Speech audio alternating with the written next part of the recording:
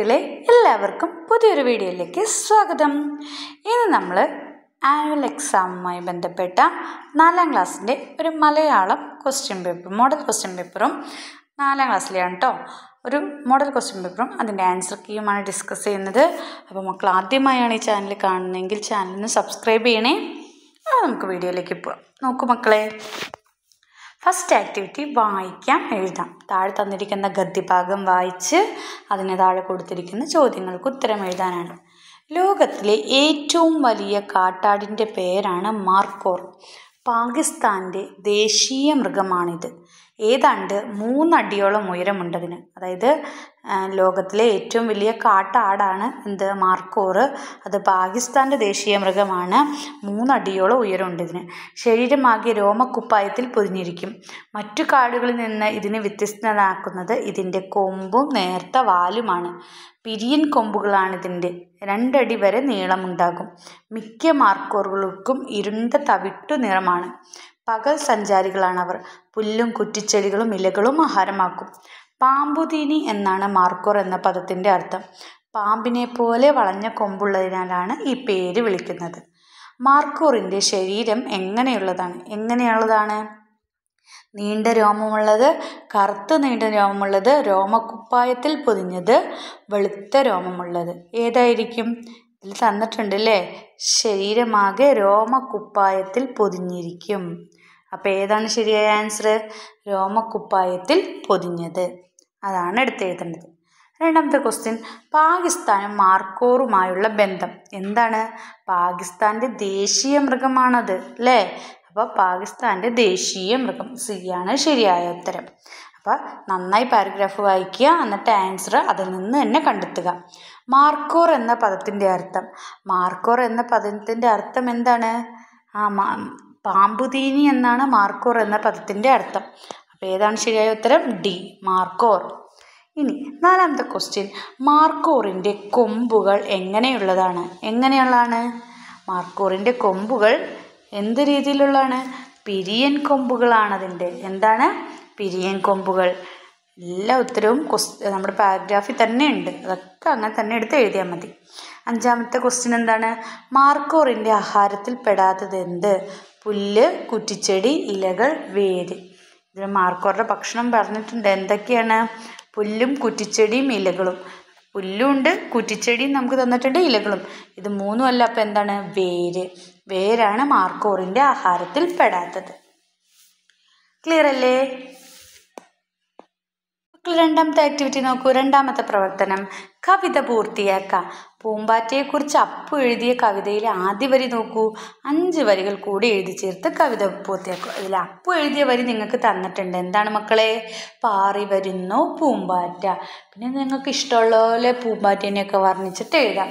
നിങ്ങൾക്ക് ഇഷ്ടമുള്ള പോലെയൊക്കെ എഴുതാം. ഞാനൊരു ചെറിയ മോഡൽ കാണിച്ചു തരാം. എന്താണ്? പൂവിൻ ചന്തം പൂമ്പാറ്റ, പൂവിൻ ചന്തം പൂമ്പാറ്റ. പിന്നെയോ പൂന്തേനുണ്ടു പൂമ്പാറ്റ, പൂന്തേനുണ്ടു പൂമ്പാറ്റ. അല്ലെങ്കിൽ തേൻ നുകരാൻ വന്നു പൂമ്പാറ്റ. അങ്ങനെ നിങ്ങൾക്ക് ഇഷ്ടമുള്ള പോലെയൊക്കെ എഴുതാം. പിന്നെന്താണ്? നിറങ്ങളാൽ ചാലിച്ച പൂമ്പാറ്റ. അങ്ങനെയൊക്കെ എഴുതാം കേട്ടോ. പൂവിൻ മടിയിലിരുന്നല്ലോ, പൂവിൻ ചന്തം പൂമ്പാറ്റ, പൂന്തേനുണ്ടു പൂമ്പാറ്റ, പൂവിൻ മടിയിലിരുന്നല്ലോ, പാറിപ്പാറി പോയല്ലോ, പാറിപ്പാറി പോയല്ലോ. സുന്ദരനായൊരു പൂമ്പാറ്റ. അല്ലെങ്കിൽ എന്താണ്? വേറെ എന്തെങ്കിലുമൊക്കെ നിങ്ങൾ ഇഷ്ടംപോലെ ആക്കി എഴുതാം കേട്ടോ. നിരനിരയായി പൂമ്പാറ്റ. നിങ്ങൾക്ക് പൂമ്പാറ്റേനെ എങ്ങനെയൊക്കെയാണോ കാണാൻ ഇഷ്ടം അങ്ങനെയുള്ള രീതിയിലൊക്കെ നിങ്ങൾ പൂമ്പാറ്റേനെ കുറിച്ച് ഒരു 4 വരി കവിതയാക്കി അതിനെ മാറ്റി എഴുതുക. പൂമ്പാറ്റ എന്ന പദത്തിന് പകരം 2 പകരം പദങ്ങൾ എഴുതുക. പൂമ്പാറ്റ എന്നതിൻ്റെ വേറെ 2 പകരം പദങ്ങൾ പറഞ്ഞേ. എന്തൊക്കെയാണ് പൂമ്പാറ്റ? പൂമ്പാറ്റയെ നമ്മൾ എന്തെന്നാണ് വിളിക്കാറ്? ചിത്രശലഭം. ചിത്രശലഭം എന്ന് പറയാറുണ്ട് അല്ലേ? ചിത്രശലഭം എന്ന് പറയാനുണ്ട്. ചിത്രപതംഗം. എന്താണ്? ചിത്രപതംഗം. അപ്പോൾ പൂമ്പാറ്റയുടെ വേറെ 2 പേരുകളാണ് എന്തൊക്കെ? ചിത്രപതംഗം, ചിത്രശലഭം. ഇനി മൂന്നാമത്തെ നോക്കൂ, ഡയറി കുറിപ്പ് എഴുതാനാണ്. ആകാത്തതിതങ്ങനെ എണ്ണി ചുമ്മാ മോൾക്കൊല്ല എന്നോമലുണ്ണി കുട്ടിയും തള്ളയും എന്ന കവിതയിലെ വരികളാണിത്. അപ്പോൾ അപ്പുവിന് ഏറ്റവും ഇഷ്ടപ്പെട്ട വരികൾ. ഈ കവിത പഠിച്ച ദിവസം അപ്പു ഡയറിയിൽ എന്തൊക്കെയാവും എഴുതിയിട്ടുണ്ടാവുക, ആ ഡയറി കുറിപ്പ് എഴുതാനാണ് പറയുന്നത്. അപ്പോൾ ഡയറി എഴുതാനാണ് പറഞ്ഞത്. അപ്പുവിൻ്റെ ഡയറിയാണ്. അപ്പോൾ അപ്പു കുട്ടിയും തള്ളയും എന്ന പഠിച്ച കവിതയിൽ അവന് ഇഷ്ടപ്പെട്ട വരികളും ആ കവിത പഠിച്ച ദിവസം അവൻ്റെ മനസ്സിൽ തോന്നിയ കാര്യങ്ങളും ഒക്കെ ഉൾപ്പെടുത്തി വേണം നിങ്ങൾ എന്ത് എഴുതാൻ, ഒരു ഡയറി എഴുതാൻ. ഡയറി എഴുതുമ്പോൾ അത് തന്നെ നിങ്ങളുടെ ദിവസം ഇടണം, ഡേറ്റ് ഇടണം കേട്ടോ. ഇന്നത്തെ തീയതി ഏതാണോ ആ തീയതി എഴുതുക. എന്നിട്ട് തീയതിയും ദിവസവും എഴുതണം കേട്ടോ. ഇന്നത്തെ തീയതിയും ദിവസവും എഴുതണം. എന്നിട്ട് നമുക്കൊരു മാതൃക നോക്കിയാലോ, എങ്ങനെയാണ്? ഇന്നത്തെ മലയാളം ക്ലാസ്സിൽ കുമാരനാശാൻ്റെ കുട്ടിയും തള്ളയും എന്ന കവിത പഠിച്ചു. ടീച്ചർ മനോഹരമായ ഈണത്തിൽ കവിത ചൊല്ലി. അമ്മയും കുട്ടിയും തമ്മിലുള്ള സംഭാഷണ രൂപത്തിലുള്ളതാണ് ഈ കവിത. അപ്പോൾ അമ്മയും കുട്ടിയും തമ്മിലുള്ള സംഭാഷണം. അപ്പോൾ കുട്ടി ആ കവിതയെക്കുറിച്ച് വർണ്ണിക്കുകയാണ്. പൂമ്പാറ്റകളെ പോലെ പറക്കാൻ കഴിയില്ലല്ലോ എന്ന് പരിതപിക്കുന്ന അല്ലെങ്കിൽ വിഷമിക്കുന്ന കുട്ടിയോട് ആകാത്തിനെക്കുറിച്ച് ഓർത്ത് ഇങ്ങനെ ആകുലപ്പെടല്ലേ ഉണ്ണി എന്ന് അമ്മ പറയുന്നുണ്ട്. അപ്പം നമുക്ക് ആകാൻ കഴിയാത്തതിനെ ഓർത്ത് നമ്മൾ സങ്കടപ്പെട്ടുകൊണ്ടിരിക്കരുത്.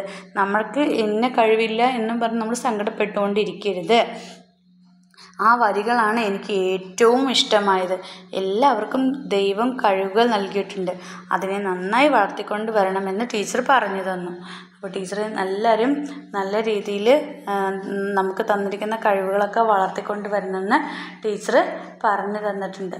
അപ്പോൾ അതൊക്കെ എനിക്ക് വളരെയധികം ഇഷ്ടമായി.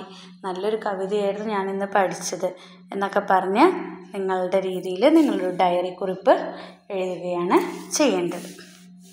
നമുക്ക് നോക്കാം. ബി ക്വസ്റ്റ്യൻ നോക്കൂ. അതിൻ്റെ ആകാത്തതിങ്ങനെ എന്ന പദം പിരിച്ചെഴുതുക. ആകാത്തതിങ്ങനെ എന്നുള്ള പദം എങ്ങനെ നമ്മൾ പിരിച്ചെഴുതുക? ആകാത്തത് പ്ലസ് ഇങ്ങനെ, ആകാത്തതിങ്ങനെ. ഇവിടെ എങ്ങനെയാണ്? ഈ ഈയുടെ ചിഹ്നം ഇവിടെ ഇങ്ങനെ എന്നാക്കി മാറ്റി. ആകാത്തത് പ്ലസ് ഇങ്ങനെ. ഇനി നാലാമത്തെ നോക്കൂ. ഒരു ജീവചരിത്ര കുറിപ്പ് എഴുതാനാണ് പറഞ്ഞിരിക്കുന്നത്. ഇവിടെ ഒരാളുടെ പിക്ചറും അയാളുടെ പേരും തന്നിട്ടുണ്ട്. ആരാണ്? പഴശ്ശിരാജ. പഴശ്ശിരാജയെ കുറിച്ചാണ് തന്നത്. എന്തൊക്കെയാണ് അദ്ദേഹത്തെക്കുറിച്ച് തന്നിരിക്കുന്ന ഹിൻറ്റുകൾ? എന്തൊക്കെ തന്നിരിക്കുന്നത്? അദ്ദേഹം കേരളസിംഹം എന്ന പേരിൽ അദ്ദേഹം അറിയപ്പെട്ടു. അദ്ദേഹം മരണം 1805, ജനനം 1753. പിന്നെ അദ്ദേഹം എന്താണ്? ബ്രിട്ടീഷുകാർക്കെതിരെ പോരാടിയ ആദ്യത്തെ നാട്ടുരാജാക്കന്മാരിൽ ഒരാളാണ് പഴശ്ശിരാജ. പിന്നെന്താണ്? ആദിവാസി സമൂഹത്തിൻ്റെ പിന്തുണയോടെ ബ്രിട്ടീഷുകാരോട് പോരാടി. അപ്പോൾ ഇത്രയും കാര്യങ്ങൾ ഇതിൽ തന്നിട്ടുണ്ട്. അപ്പോൾ ഇത് തന്നെ എഴുതി വച്ച് നിങ്ങൾ എന്ത് ചെയ്യണം? കുറച്ചുകൂടി വിപുലപ്പെടുത്തി പഴശ്ശിരാജനെ കുറിച്ച് എഴുതി ഒരു ജീവചരിത്രക്കുറിപ്പ്, അദ്ദേഹത്തിൻ്റെ പ്രൊഫൈൽ നിങ്ങൾ തയ്യാറാക്കണം. ഒരു ജീവചരിത്രക്കുറിപ്പ് നിങ്ങൾ തയ്യാറാക്കണം. അപ്പോൾ എപ്പോഴും ജീവചരിത്രക്കുറിപ്പൊക്കെ എഴുതുമ്പോൾ നമ്മൾ ആരെക്കുറിച്ചാണ് എഴുതുന്നത്? ആളുടെ പേര് മുകളിൽ എഴുതുക. എന്താണ്? പഴശ്ശിരാജ. പിന്നെ അദ്ദേഹം ജനിച്ചതെന്നാണ്, അദ്ദേഹം മരിച്ചതെന്നാണെന്നുള്ള വർഷം കൂടി അവിടെ അടയാളപ്പെടുത്തിയാൽ നന്നായിരിക്കും. വെറുതെ എഴുതുന്ന സമയത്ത് നമുക്ക് 1753 ടു അദ്ദേഹം മരണപ്പെട്ടതെന്നാണ്? അദ്ദേഹം മരണപ്പെട്ടത് 1805. ഇങ്ങനെ നിങ്ങൾ എഴുതിയാൽ നന്നായിട്ടായിരിക്കും. ഇനി നമുക്ക് എന്നിട്ട് നമ്മളൊരു ബോക്സ് വരച്ചിട്ട് അദ്ദേഹത്തിൻ്റെ പ്രൊഫൈൽ എഴുതണം, അദ്ദേഹത്തിൻ്റെ ജീവചരിത്രക്കുറിപ്പ് എഴുതണം. നമുക്ക് തന്ന കാര്യങ്ങൾ തന്നെ ഉണ്ട് അല്ലേ? ബ്രിട്ടീഷ് ഭരണാധികാരിക്കെതിരെ പോരാടിയ ആദ്യത്തെ നാട്ടുരാജാക്കന്മാരിൽ ഒരാളായിരുന്നു ആര്? പഴശ്ശിരാജ. ആ സെൻറ്റൻസ് തന്നെ നമുക്ക് ആദ്യം എഴുതാം. ബ്രിട്ടീഷ് ഭരണാധികാരികൾക്കെതിരെ മരണം വരെ പോരാടിയ നാട്ടുരാജാവായിരുന്നു പഴശ്ശിരാജ. 1753 പഴശ്ശിരാജയുടെ ജനനം. വയനാട്ടിലെ ആദിവാസി സമൂഹത്തിൻ്റെ പിന്തുണയോടെയാണ് പഴശ്ശിരാജ ബ്രിട്ടീഷുകാർക്കെതിരെ പോരാടിയത്. അതും ഇതിൽ തന്നിട്ടുണ്ട് അല്ലേ? ആദിവാസി സമൂഹത്തിൻ്റെ പിന്തുണയോടെ ബ്രിട്ടീഷുകാരോട് അദ്ദേഹം പോരാടി. കേരളസിംഹം എന്നാണ് അദ്ദേഹം അറിയപ്പെട്ടത്. 1805 നവംബർ 30 52ാമത്തെ വയസ്സിൽ പഴശ്ശിരാജ മരണമടഞ്ഞു. പിന്നെ അദ്ദേഹത്തിനെക്കുറിച്ച് കൂടുതൽ വിവരങ്ങൾ നിങ്ങൾക്കറിയാമെങ്കിൽ ആ കൂടുതലായിട്ടുള്ള വിവരങ്ങളും നിങ്ങൾക്ക് എഴുതാം. അദ്ദേഹത്തിൻ്റെ സ്ഥലം, ശരിക്കുമുള്ള സ്ഥലം ഇന്ന് എന്ത് പേരിലാണ് അറിയപ്പെടുന്നത്, പിന്നെ അദ്ദേഹം ഏത് കുടുംബത്തിലെ അംഗമായിരുന്നു, അതൊക്കെ നിങ്ങൾക്ക് അറിയാമെങ്കിൽ അതും കൂടി നിങ്ങൾക്ക് ഇതിലൊക്കെ ഉൾപ്പെടുത്താം. ഇനി നെക്സ്റ്റ് ആക്ടിവിറ്റി 5 നമുക്ക് നോക്കാം. വിവരണം തയ്യാറാക്കാനാണ് പറഞ്ഞിരിക്കുന്നത്. വിവരണം തയ്യാറാക്കാൻ, അതായത് ചിത്രം നോക്കി കലാരൂപം ഏതെന്ന് കണ്ടെത്തുക. ഈ ചിത്രത്തിൽ നിങ്ങൾ കാണുന്ന കലാരൂപം ഏതാണ്, ആർട്ട് ഫോം ഏതാണ്, ഇത് ഏത് കലാരൂപമാണ്? മാർഗം കളിയാണ്. ഏതാണ് മക്കളെ? മാർഗം കളി. അപ്പോൾ മാർഗം കളിയെക്കുറിച്ച് കുറച്ച് വിവരണങ്ങൾ ഇതിനകത്ത് തന്നിട്ടുണ്ട്. എന്തൊക്കെയാണ്? സുറിയാനി ക്രിസ്ത്യാനികളുടെ ഇടയിൽ പ്രചാരത്തിലുള്ള കലയാണ്. സുറിയാനി ക്രിസ്ത്യാനികളുടെ ഇടയിൽ പ്രചാരത്തിലുള്ള ഒരു കലയാണ്. 400ഓളം വർഷത്തെ പഴക്കമുണ്ട്. വാദ്യങ്ങൾ ഉപയോഗിക്കാറില്ല. ചട്ടയും മുണ്ടും വേഷം. അപ്പോൾ ഇത് ഏത് കലാരൂപമാണെന്നുള്ളത് തന്നെ നിങ്ങൾ ആദ്യം എഴുതണം.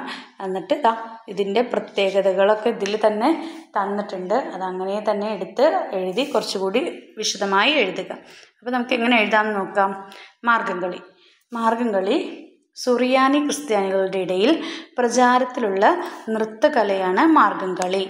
400ഓളം വർഷത്തെ പഴക്കമുള്ള കലാരൂപമാണിത്. ഇതൊക്കെ അതിൽ തന്നിട്ടുണ്ട്. ചട്ടയും മുണ്ടുമാണ് കളിക്കാരുടെ വേഷം.